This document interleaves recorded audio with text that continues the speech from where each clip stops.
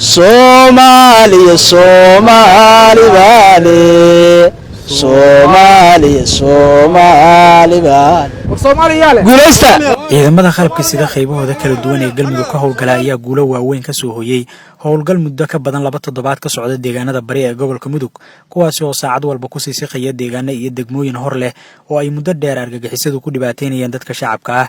jabka kooxda argagixisada ah ayaa sii xoogaysanaya waxaana jira xubno ka tirsan maleeshiyaadka al-shabaab oo iska soo dhiibaya agaga kala duwan ee dagaalku ka socdo iyo kuwa hubkooda baadiyaha ku daadinaya oo ciidamada qaranka iyo kuwa galmudug ay soo ururinayaan kuna sii raad joogaan habqankooda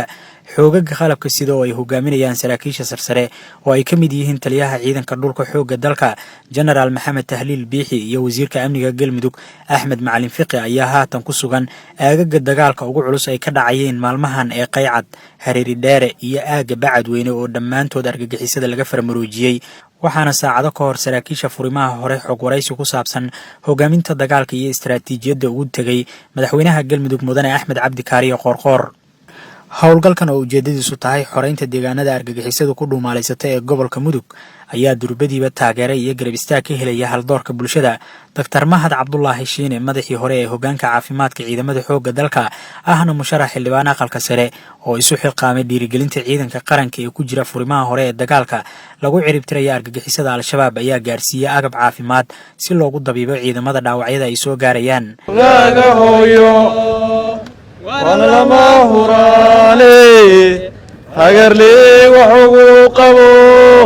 agabkan caafimaad oo ka koobnaa kuwa gargaarka degdega ah iyo kuwa kale ayaa waxa kala wareegay taliyaha ciidanka dhulka General Maxamed Tahliil Biixi iyo wasiirka amniga galmudug Axmed Macalin Fiqi kuwaasi oo si la mid ah ciidamada ku sugan furimaha hore ee dagaalka Dr. Mahad Cabdullaahi Shiine madaxii hore ee hoggaanka caafimaadka ciidamada xoogga dalka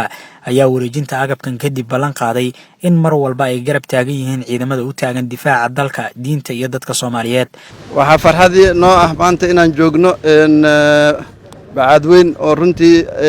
kamid ah xarumihii galmudug furimihii laga xoreynayay cadawga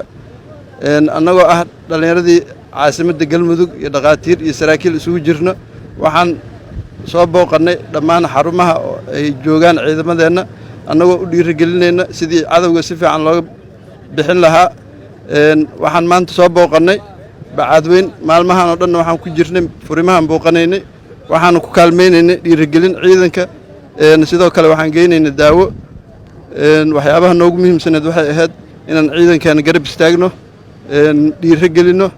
taliyaha ciidamada dhulka xooga dalka General Maxamed Tahliil Biixi iyo wasiirka amniga galmudug Axmed Macalin Fiqi ayaa Dr. Shiine uga mahad celiyay garab istaaga uu muujiyay ciidanka waxaana sidoo kale ay ugu baaqeen in dhammaanba shacabka ku dhaqan galmudug ay la shaqeeyaan ciidamada si looga adkaado loona ciribtiro argagixisada deegaanada farakutiriska ah kaga harsan deegaanada galmudug Dr. Shiine runtii